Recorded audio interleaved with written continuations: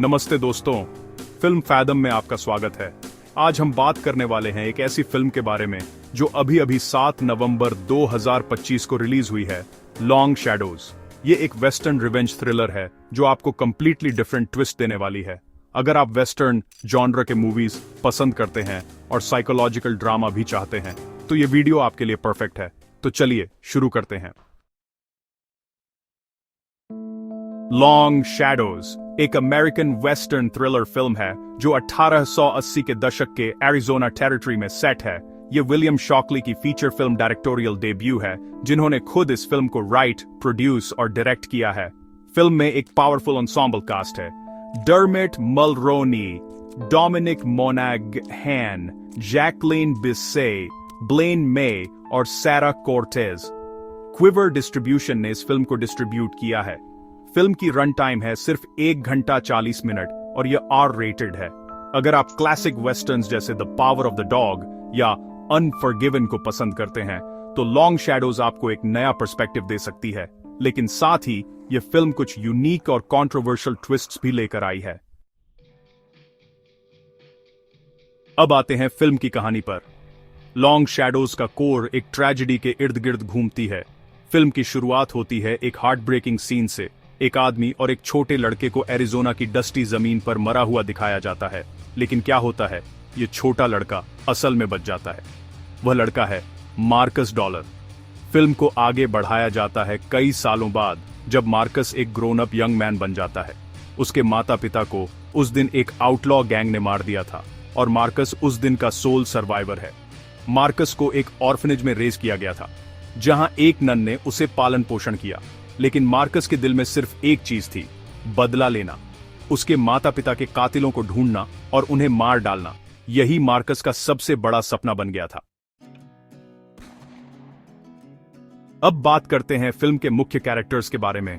Marcus dollar, जिसे ब्लेन मे ने निभाया है, हमारा प्रोटैगनिस्ट, एक ब्रोकन क्वाइट यंग मैन जो ट्रेजेडी से सर्वाइवर्स है। उसके दिल में वेंजेंस की भूख है, लेकिन प्रेम की भी चाह है। एक यूनिक कैरेक्टर जो न तो टिपिकल बैडास काउबॉय है और न ही टोटल विक्टिम है। डैलस गैरेट, जिसे डर्मट मल्रोनी ने निभाया है, एक ओल्ड वन आइड गनमैन जो एक रिग्रेटफुल फॉर्मर आउटलॉ है। डैलस ने अपने जीवन में बहुत सारी किलिंग्स देख चुका है और वह उस पेन को समझता है।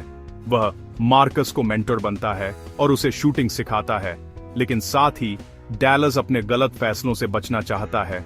डल्सी फ्लोरेस, जिसे सैरा कोर्टेज ने निभाया है, एक यंग मैक्सिकन वुमन जो विवियंस ब्रॉथल में काम करने के लिए फोर्स्ड है। डल्सी का मार्कस के साथ एक ब्यूटीफुल कनेक्शन डेवलप होता है। वह मार्कस को रिवेंज के रास्ते से हटाने की कोशिश करती है। विवियन विलरे, जिसे जैकलाइन बिस्से ने निभाया है, पर्गेटरी सलून की रूथलेस मैडम। विवियन एक पावरफुल और मर्क्यूरियल कैरेक्टर है जो पावर खुद अपने हाथों में रखती है। शेरिफ वेस्ली टिब्स, जिसे ग्रेंजर हाइंस ने निभाया है, लोकल लॉमैन जो मार्कस के पीछे लगा है क्योंकि मार्कस रिवेंज की राह पर जा रहा है। जज रॉय होल्ट, जिसे क्रिस मल्की ने निभाया है, एक शेडी जज जो फिल्म के क्लाइमैक्स में इंपॉर्टेंट रोल प्ले करता है। फिल्म की स्टोरी यूं प्रोग्रेशन लेती है। मार्कस ऑर्फनेज को छोड़ देता है और वह एक सलून में जाता है, पर्गेटोरी सलून। वहां उसे डल्सी फ्लोरेस दिखाई देती है जो विवियन के कंट्रोल में बंधी हुई है। मार्कस उसे बचाता है और दोनों को एक स्पेशल बॉन्ड महसूस होता है, लेकिन मार्कस का फोकस अभी भी रिवेंज पर है। मार्कस को एक कैस्पर गैंग के बारे में पता चलता है जो उसके माता पिता को मारने वाली थी, तो मार्कस उन्हें ढूंढने के लिए एक क्वेस्ट शुरू करता है।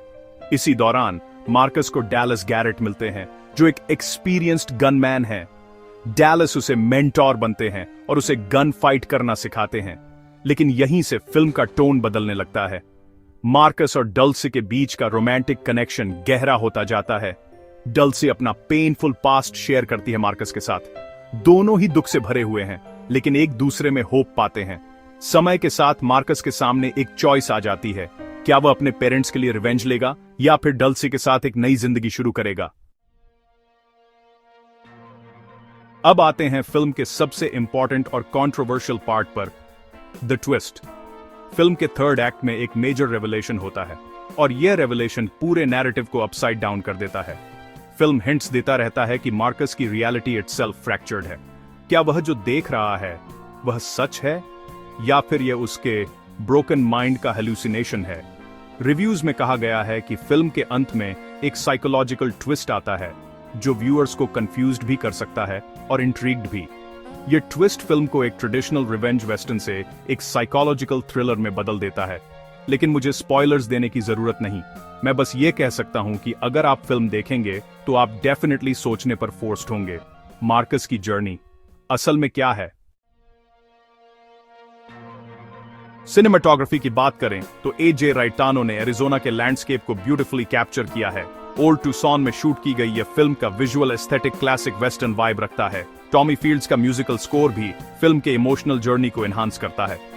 लेकिन क्रिटिक्स ने कहा है कि कुछ फिल्मिंग चॉइसेस थोड़े बिजार हैं, जैसे quick cuts on close up objects और awkward slow motion moments. Performances के बारे में मिक्स्ड रिएक्शंस आए हैं। कुछ लोगों को कास्ट की एक्टिंग नेचुरल लगी, जबकि कुछ को परफॉर्मेंसेस फ्लैट लगे।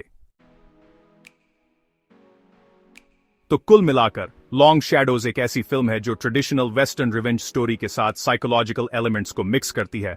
Positives: beautiful cinematography, interesting twist, strong cast, unique story concept. Negatives: pacing issues, some bizarre filming choices, uneven performances, certain scenes feel rushed।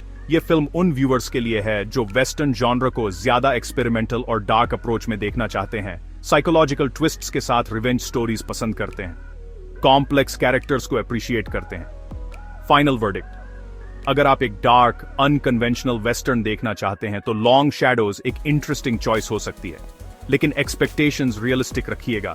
यह the power of the dog या अनफॉरगिवन जैसी masterpiece नहीं है, फिर भी यह एक यूनिक एक्सपीरियंस दे सकती है।